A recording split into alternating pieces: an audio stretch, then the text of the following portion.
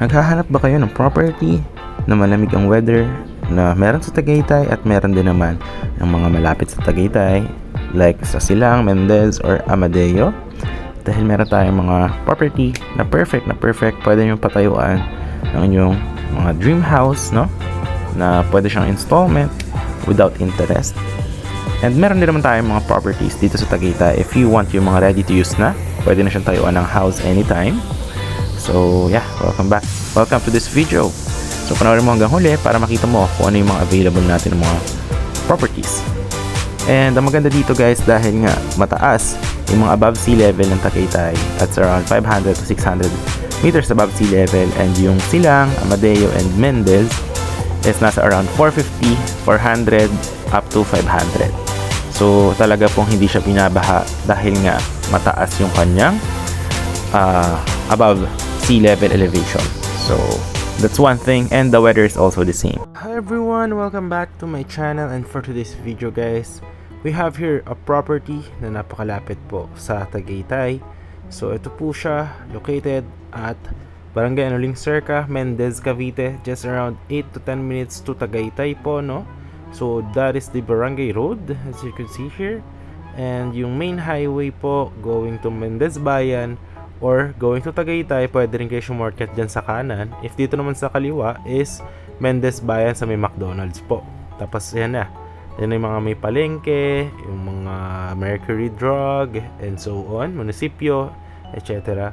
And this is the property na magkakaroon po siya ng big concrete roads with drainages, perimeter fences, parks and playground, lands for water and electricity, and no required house design po siya. And as you can see guys, it's undergoing development, and this one you could actually avail this sa Christmas promo for 3 years installment, 0% interest po, no? And upon finish of the project is any house design po siya, and I will show you at the end of the video kung ano yung magiging itsura nitong ating project kapag natapos na. So ito yung guardhouse as you could see, ayan. Ito po yung daan or yung entrance of the property. So konektado po siya sa Barangay Road. So lahat po yan is sementado, wala po kayong dadaanan ng mga off-road. So this one is actually accessible if you are from Manila.